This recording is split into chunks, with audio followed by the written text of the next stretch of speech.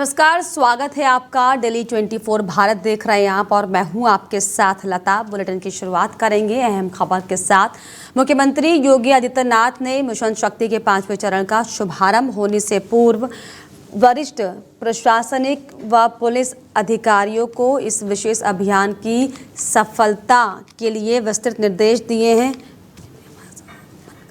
उपद्रवियों और अराजक तत्वों व बदमाशों को कड़ी चेतावनी देते हुए कहा कि पुलिस ऐसे तत्वों से उन्हीं की भाषा में निपटे। मुख्यमंत्री योगी आदित्यनाथ ने कहा कि पूजा पंडालों और उसके आसपास सादे लिबास में पुलिसकर्मियों को मुस्तैद किया जाए।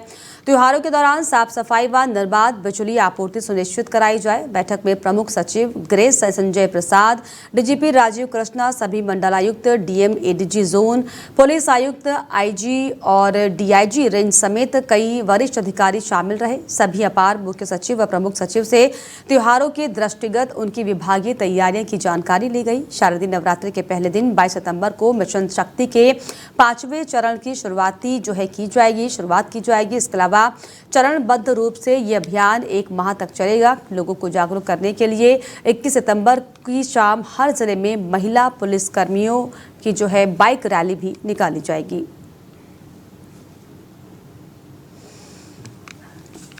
तो ये अहम जानकारी मिशन शक्ति 5.0 का शुभारंभ किया जा रहा है, जिसमें सीएम ने त्योहारों में कड़ी सुरक्षा का निर्देश दिया है और कई अभियान के साथ साथ पहल करने की भी बात कही है।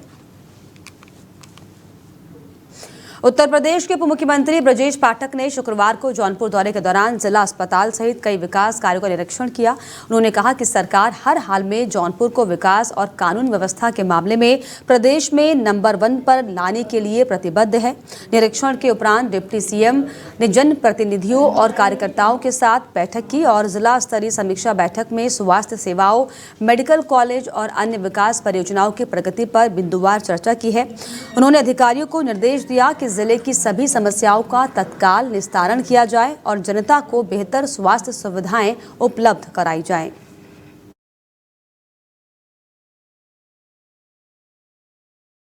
यदि उन्हें कुछ कहना है तो लिखित रूप से निर्वाचन आयोग में दाखिल क्यों नहीं करते? उनके पास कुछ इसका जवाब नहीं है। केवल मीडिया के माध्यम से जनता को दिग्भ्रमित कर रहे हैं, गुमराह कर रहे हैं और जनता कांग्रेस की और इंडी गठबंधन के लोगों की, समाजवादियों की अच्छी तरह सच्चाई जानती है। जनता इन्हें नकार चुकी है। समाजवादी पार्टी सूबे में जब जब सत्ता में रही है हमेशा गुंडई, बदमाशी, लुच्चई, लफंगई, इवन देन मैं कह सकता हूं कि समाजवादी पार्टी के शासनकाल में बहनें और जनता कहती थी देख सफाई बिटिया घबराई, खाली प्लाट हमारा है, समाजवादी पार्टी का नारा है। समाजवादी पार्टी के शासनकाल में गुंडई, बदमाशी, लुच्चई, लफंगई सत्ता के संरक्षण में पनपती है और योगी जी की सरकार में गुंडे, बदमाश, माफिया प्रदेश छोड़ करके चले जाते हैं। अदालत के माध्यम से उन्हें कड़ी से कड़ी सजा। रामपुर के चर्चित शत्रु संपत्ति मामले में सियासत अब गर्माती दिखाई पड़ रही है। एमपी एमएलए कोर्ट में समाजवादी पार्टी के वरिष्ठ नेता और पूर्व कैबिनेट मंत्री आजम खान के खिलाफ दाखिल एडिशनल चार्जशीट पर अदालत ने संज्ञान लेते हुए उन्हें 20 सितंबर यानी कि आज तलब किया था। इस मामले में पहले पुलिस ने आजम खान और उनके बेटे अब्दुल्ला आजम को क्लीन चिट दी थी, लेकिन शासन स्तर से मामले की गंभीरता को देखते हुए दोबारा से विवेचना कराई गई। फिलहाल आजम खान कोर्ट पहुंच गए हैं। मामले की विवेचना अपराध शाखा के इंस्पेक्टर को सौंपी गई थी। जांच के दौरान रिकॉर्ड रूम में अभिलेखों में हेराफेरी और साक्ष्य मिटाने की बातें सामने आई हैं। इसी आधार पर विवेचना पूरी होने के बाद पुलिस ने आजम खान के खिलाफ एडिशनल चार्जशीट दाखिल की है। तो आज आजम खान को लेकर सुनवाई, हालांकि लंबे समय से जेल में वो हैं, कई तमाम आरोप उन पर लगे हुए हैं और आज एमपी एमएलए कोर्ट में सुनवाई है।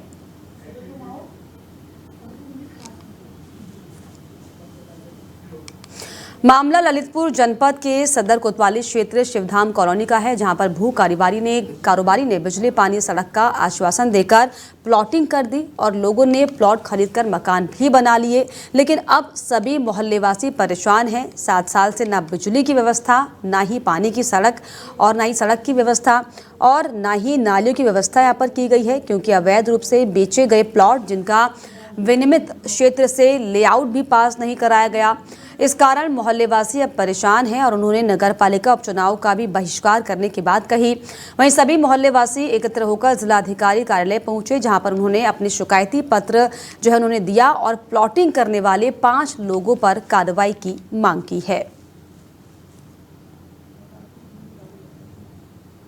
हम लोगों का यही रुझान रहेगा कि हम लोग समस्त मोहल्लावासी चुनाव का बहिष्कार करेंगे, क्योंकि ना तो हमारी सुनने के लिए नगर पालिका तैयार है। हम लोग मोहल्लेवासी नगर पालिका के पास भी गए, उनसे ये कहा कि भाई हम लोग यहाँ पर वोटर, तो हम लोगों की मतदाता जब सूची तैयार हुई पिछले नगर पालिका चुनाव में, तो उन फार्मों को रद्दी की टोकरी में फेंक दिया गया। ना तो हम लोगों को यहाँ वोटर बनाया गया, और जो वोटर हैं वो लोग भी गए हैं, लेकिन उनको भी नहीं सुना गया। केवल वोट ले लिए, उसके बाद में किसी ने हमारे मोहल्ले में लौट के दूसरी बार नहीं देखा। हम लोगों का यही रुझान रहेगा कि रेलवे लाइन से रास्ता बंद किए जाने के विरोध में शुक्रवार को सुडरई गांव के ग्रामीणों ने जमकर हंगामा किया है। बड़ी संख्या में एकत्र होकर ग्रामीणों ने रेलवे के खिलाफ नारेबाजी की और रास्ता खुलवाने और अंडरपास बनवाने की मांग की है। ये मामला शमशाबाद थाना क्षेत्र के अंतर्गत आने वाले सुडरई गांव का है, जहां पर रेल कर्मचारियों की ओर से रेलवे लाइन पर आवागमन को बंद कर दिया गया। इससे नाराज ग्रामीणों ने रेलवे प्रशासन पर अनदेखी का आरोप लगाते हुए कहा कि यह रास्ता वर्षों से ग्रामीणों के उपयोग में रहा है। स्कूली बच्चों, बुजुर्गों और काम पर जाने वाले लोगों को अब काफी परेशानी का सामना करना पड़ रहा है। वहीं ग्रामीणों ने चेतावनी भी दी है कि अगर जल्द समाधान नहीं किया गया तो वे उग्र आंदोलन करने को मजबूर हो जाएंगे। प्रदर्शनकारियों ने अंडरपास निर्माण की मांग करते हुए कहा कि आवागमन के लिए वैकल्पिक सुरक्षित रास्ता जरूरी है। मौके पर पहुंची पुलिस ने लोगों को शांत कराने की कोशिश की और स्थिति पर नियंत्रण पाया गया। फिलहाल रेलवे की ओर से इस संबंध में कोई आधिकारिक प्रतिक्रिया अब तक नहीं दी गई है। भूख हड़ताल करेंगे, सभी अपने बच्चों के साथ करेंगे, लेडीजों के साथ करेंगे। जहाँ तक प्रयास होगा उतना पूरे तरीके से प्रयास करेंगे। क्या मांगे हैं आपकी? हमारी रास्ता चालू करो। रोड की मांग है हमारी रास्ता चालू करो, किसी से कहीं से रास्ता दो, हमें रास्ता दो। इस रास्ते को बंद कर रहे हैं रेलवे वाले। ये रास्ता बंद हो रहे जा रहा है। पुराना रास्ता कहाँ से था आपका? पुराना रास्ता ये पास में रेलवे लाइन है, उसे चालू करें। या तो वो चालू करो या फिर रास्ता जो मैं तुमने दिया है निकाल कर वो चालू करें। भूख हड़ताल करेंगे, सभी अपने बच्चों के साथ करेंगे, लेडीजों के साथ करेंगे। जहाँ तक प्रयास होगा उतना पूरे तरीके से प्रयास करेंगे। क्या मांगे हैं आपकी? हमारी रास्ता चालू करो। रोड की मांग है हमारी रास्ता चालू करो, किसी से प्रतिबंधित पॉलीथीन के खिलाफ नगर निगम की सख्ती लगातार जारी है। शनिवार को नगर निगम की प्रवर्तन टीम ने थाना बन्ना देवी क्षेत्र के रघुवीरपुरी चौकी के सामने एक बहुमंजिला इमारत में चल रहे पॉलीथीन गोदाम पर छापेमारी की। टीम को यहां पर भारी मात्रा में प्रतिबंधित पॉलीथीन के साथ साथ डिस्पोजल का सामान भी मिला है, जिसे तत्काल सील किया गया। ये कार्रवाई सहायक नगरायुक्त के नेतृत्व में की गई, जिसमें नगर निगम की प्रवर्तन टीम ने तीसरी मंजिल पर स्थित गोदाम में छापा मारा। गोदाम की गतिविधि को लेकर पहले भी कई बार शिकायतें मिल चुकी थी और पूर्व में भी ये कार्रवाई भी हो चुकी है। बावजूद इसके गोदाम में अवैध रूप से पॉलीथीन और डिस्पोजल का कारोबार जारी था। नगर निगम को सूचना मिली थी कि उक्त गोदाम में फिर से प्रतिबंधित पॉलीथीन का स्टॉक रखा गया है, जिस पर तत्काल संज्ञान लेते हुए टीम मौके पर पहुंची और गोदाम में छापा मारा। छापेमारी के दौरान गोदाम से बड़ी मात्रा में प्रतिबंधित सामग्री बरामद हुई है, जिसे कब्जे में लेकर गोदाम को सील किया गया। वहीं सहायक नगरायुक्त ने बताया कि प्रतिबंध के बावजूद पॉलीथीन का उपयोग और भंडारण करने वालों के खिलाफ अभियान चलाया जा रहा है और इस तरह की कार्रवाई आगे भी जारी रहेगी।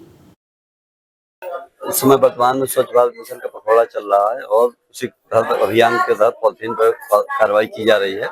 जैसे संज्ञानित हुआ कि इस प्रकार का एक जखीरा जो है गोदाम है और जिसमें अवैध रूप से सिंगल यूज पॉलीथीन का बिक्री किया जा रहा है, संज्ञान को लेकर के आज इस पर छापेमारी की गई। 3 मंजिला जो है गोदाम पाया गया, जिसे सील कराया गया। लगभग सर कितना माल होगा? लगभग 3-4 ट्रैक्टर गाड़ी होगा। सीज कर दिया गया? सीज कर दिया गया। कौन सी जगह है सर? रघुवीरपुरी पुलिस चौकी के सामने। बलरामपुर में गौवंश वध की बड़ी वारदात का पुलिस ने खुलासा किया है। थाना महाराजगंज तराई क्षेत्र में गौवंशीय बछड़े का वध करने वाले सभी 7 अभियुक्तों को पुलिस ने गिरफ्तार कर लिया। ये 2 मुख्य अभियुक्त मुठभेड़ में घायल हुए हैं। थाना महाराजगंज तराई पुलिस को मुखबिर से सूचना मिली थी कि 2 युवक बोरी में गौमांस लेकर जा रहे हैं। पुलिस ने घेराबंदी कर सोनू खां और शादाब को 15 किलो गौमांस के साथ ही गिरफ्तार किया है। पूछताछ में आरोपियों ने अपने साथियों का नाम बताया। इसके बाद समीउल्लाह, शौकत अली, मुन्नान, कल्लू और फखरुद्दीन को भी दबोच लिया गया।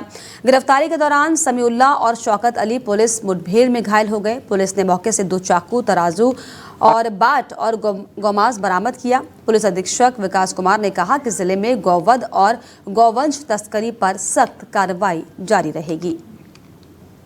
महाराजगंज चरतराई क्षेत्र में पुलिस को ये सूचना मिली कि कुछ 2 व्यक्ति बोरे में कुछ मांस लेकर जा रहे हैं। इस सूचना पर तत्काल थाना पुलिस मौके पर पहुंची और उसके साथ सीओ और एडिशनल एसपी भी तत्काल मौके पर पहुंचे।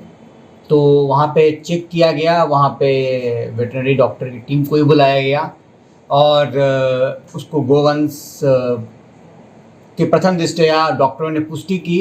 उस आधार पर उसमें मुकदमा पंजीकृत किया गया और उनसे पूछताछ के आधार पे ये पता चला कि वो लोग अपने ही गांव में मांस को सप्लाई करने जा रहे थे और जहां मांस कटा था उसकी सूचना पुलिस को उन लोगों ने बताई और सभी पूरी टीम वहां से पहुंचकर जहां कटा था वहां पहुंची।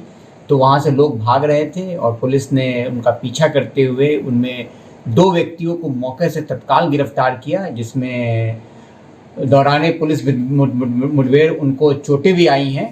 महाराजगंज यूपी के हापुड़ में कांग्रेस ने आज वोट चोर गद्दी छोड़ हस्ताक्षर अभियान चलाया। इस दौरान बड़ा हंगामा देखने को मिला। कांग्रेस कार्यकर्ताओं का हस्ताक्षर जिला कांग्रेस कमेटी के अध्यक्ष राकेश त्यागी के नेतृत्व में कांग्रेसियों ने दिल्ली रोड स्थित शहीद स्मारक पर वोट चोर गद्दी छोड़ हस्ताक्षर अभियान चलाया है। इस दौरान बड़ी संख्या में लोगों ने हिस्सा लिया और चुनाव आयोग की मंशा पर सवाल उठाते हुए अपने हस्ताक्षर दर्ज किए। इसी बीच एक नशे में धुत एक व्यक्ति ने कार्यक्रम में घुसकर मोदी जिंदाबाद और योगी जिंदाबाद के नारे लगाने शुरू किए। इससे कांग्रेस कार्यकर्ता भड़क गए। कांग्रेसियों ने बीजेपी की साजिश का आरोप लगाते हुए पुलिस प्रशासन की मिलीभगत से नशे में चूर व्यक्ति हमारे शांतिपूर्ण कार्यक्रम में घुसा और गाली गलौज करने लगा, ऐसे आरोप लगे। हंगामे के दौरान जब कांग्रेस जिलाध्यक्ष ने पुलिस से मदद मांगी तो मौजूद दरोगा और सिपाही इस घटनाक्रम पर हंसते नजर आए।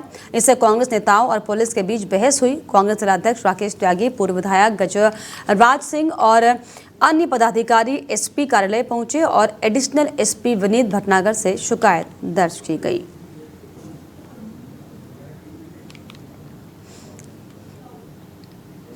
तो कांग्रेस कार्यकर्ता की पुलिस से जो है नोकझोंक हुई है। वोट चोर गद्दी छोड़ हस्ताक्षर अभियान को लेकर जो है कांग्रेस ने हापुड़ में ये अभियान चलाया, जिसमें दरअसल कार्यक्रम में मोदी योगी जिंदाबाद के नारे लगे, जिसके बाद जो है ये हंगामा हुआ और इस हंगामे को लेकर जो है कांग्रेस के नेता भड़क गए।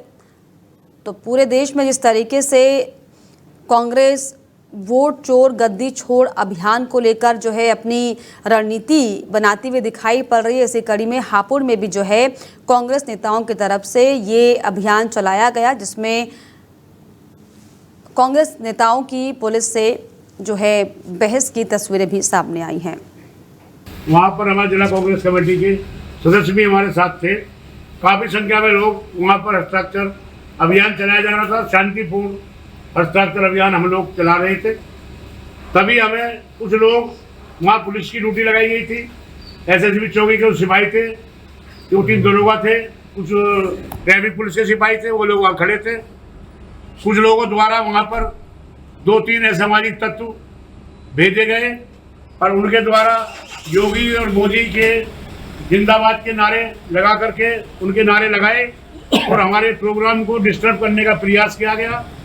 वहाँ पर हमारे जिला कांग्रेस कमेटी के सदस्य भी हमारे साथ थे। काफ़ी संख्या में लोग वहाँ पर हस्ताक्षर। झांसी के मौरानीपुर से एक हैरान कर देने वाला मामला सामने आया, जहां पर पत्नी के साथ ना चलने पर पति ने 3 साल के बेटे को जबर उठाया और मौके से फरार हो गया। पूरी घटना सीसीटीवी कैमरे में कैद हो गई। पुलिस ने मामला दर्ज कर पति के 2 साथियों को गिरफ्तार किया है। झांसी के मौरानीपुर में पति पत्नी के विवाद ने एक मासूम की जिंदगी को दांव पर लगा दिया। दरअसल गोपालगंज निवासी वर्षा जोशी की शादी 5 साल पहले पंजाब के जालंधर जिले के गुराया कस्बे के रहने वाले रमन के साथ हुई थी। शादी के बाद वर्षा को पता चला कि पति का किसी महिला से अवैध संबंध है। इस इस बात को लेकर विवाद बढ़ता चला गया और वर्षा अपने मायके मऊरानीपुर आकर रहने लगी। करीब 2 साल बाद वो पति के साथ पंजाब गई, लेकिन हाल ही में 6 सितंबर को मायके वाले उसे वापस ले आए। 18 सितंबर को रमन अपने साथियों के साथ मऊरानीपुर पहुंचा और पत्नी से साथ चलने का दबाव बनाया, लेकिन पत्नी ने ससुराल जाने से साफ इनकार कर दिया। इसी बीच गुस्से में आकर रमन ने 3 साल के बेटे को उठाया और फरार हो गया। पूरी घटना सीसीटीवी कैमरे में कैद हो गई है। सूचना मिलते ही पुलिस मौके पर पहुंची और पति के 2 सहयोगियों को गिरफ्तार कर पूछताछ शुरू कर दी है। वहीं पुलिस ने मामला दर्ज कर आगे की कार्रवाई शुरू कर दी है। जो मेरा हस्बैंड था वो मेरे बच्चे को छुड़ा के ले गया। एक दिन पहले उनके जो आदमी थे उन्होंने उसको घर पे भेजा, भूपेंद्र नाम है उसका। वो हम 3 लोग आए थे एक दिन पहले हमारे घर पे जासूसी करने के लिए बातचीत की। हमने इनकी सारी गलतियां बताई कि ये बात है, हमें इस तरीके से परेशान रखते हैं ये लोग। तो इन्होंने बोला ठीक है तुम्हें जाना नहीं है दीदी, हम तुम्हारे साथ हैं। अगले दिन ये लोग आके हमारे बच्चे, मुझ पर और मेरे बच्चे पर और मेरी बहन पर मारपीट की, छाती पे कट्टा बनाया और मेरे बच्चे को छीन के ले गए सर मेरा। उत्तर प्रदेश और बिहार की सीमा पर एक बार फिर से पुलिस टीम पर हमला हुआ। यूपी के कप्तानगंज थाना क्षेत्र की पुलिस जब बिहार के कुख्यात पशु तस्कर रुस्तम अंसारी के घर नोटिस तामील कराने के लिए गई तो वहां पर मौजूद तस्करों ने संयुक्त पुलिस टीम पर जानलेवा हमला कर दिया। हमले में बिहार के धनहा थाने के एसआई प्रमोद कुमार गंभीर रूप से घायल हो गए, जबकि यूपी पुलिस का एक दरोगा भी लहूलुहान हो गया। संयुक्त टीम ने यूपी के कप्तानगंज थाने और बिहार के बगहा जिले के धना थाना की पुलिस भी इसमें शामिल थी। टीम जैसे ही दहवा गांव में तस्कर रुस्तम अंसारी के घर पहुंची, वहां पर मौजूद आरोपी ने लाठी डंडों से पुलिस कर्मियों पर हमला बोल दिया। इस दौरान हमलावरों ने पुलिस कर्मियों की सर्विस, रिवॉल्वर और मोबाइल भी छीन लिए। हमले के बाद इलाके में हड़कंप मच गया। पुलिस किसी तरह से जान बचाकर पीछे हटी। हालांकि जवाबी कार्रवाई में पुलिस ने 3 महिलाओं को हिरासत में लिया है, जिनसे पूछताछ की जा रही है। बता दें कि रुस्तम अंसारी यूपी के कई थानों में पशु तस्करी और अन्य गंभीर अपराधों में वांछित है। इसके पहले भी जब पुलिस उसे पकड़ने पहुंची, टीम पर हमला हो चुका था। पुलिस के मुताबिक रुस्तम अंसारी लंबे समय से यूपी बिहार सीमा का फायदा उठाकर अपराध करता रहा है और कानून से बचता रहा। पुलिस अधिकारियों ने साफ किया है कि दोषियों को बख्शा नहीं जाएगा और रुस्तम अंसारी को जल्द ही गिरफ्तार किया जाएगा।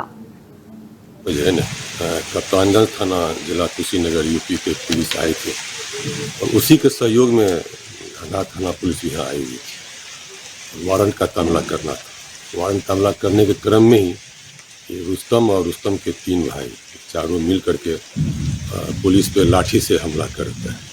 उसी हमला क्रम में पीटीसी जो 112 का पदाधिकारी था। मादक पदार्थ की तस्करी करने वाले गिरोह का पुलिस ने भांडाफोड़ किया। इस मामले में पुलिस ने 4 तस्करों को गिरफ्तार किया है। तस्करी के कब्जे से 35 किलो गांजा बरामद हुआ है।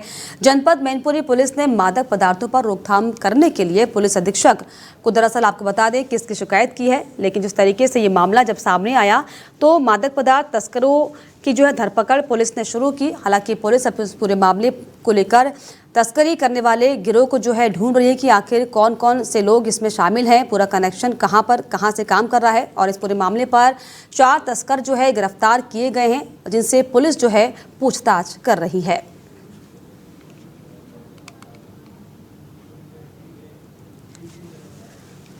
तो तस्करी करने वाले गिरोह का पुलिस ने भांडाफोड़ किया है। आपको बता दें इस पूरे मामले में पुलिस ने 35 किलो गांजा बरामद किया और साथ ही साथ 4 आरोपियों को गिरफ्तार किया है। चारों आरोपियों से पुलिस पूछताछ कर रही है और उनके गिरोह के तार कहां जुड़े हुए हैं ये की जा रही है।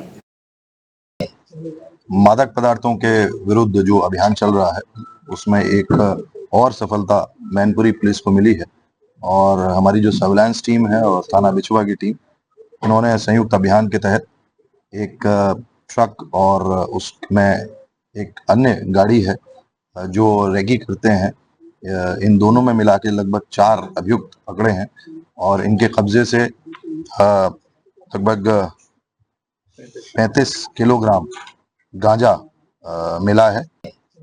मादक पदार्थों के विरुद्ध जो अभियान चल रहा है उसमें एक और सफलता मैनपुरी पुलिस को मिली है और हमारी जो सर्विलांस टीम है और थाना बिछुआ की टीम, उन्होंने संयुक्त अभियान के तहत एक ट्रक और उसमें एक अन्य गाड़ी है जो रेकी करते हैं, इन दोनों में मिला के लगभग 4 अभियुक्त पकड़े हैं और इनके कब्जे से लगभग 35 किलोग्राम गांजा मिला है। और इसी के साथ इस बुलेटिन में फिलहाल इतना ही। देश और दुनिया की तमाम खबरों के लिए आप देखते रहिए दिल्ली 24 भारत। नमस्कार।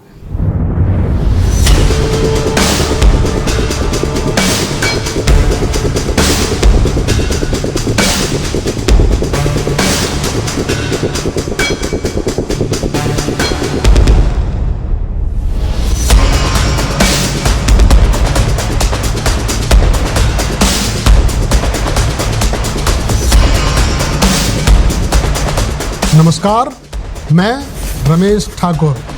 जल्द ही डेली 24 भारत पर होगा हाई अलर्ट।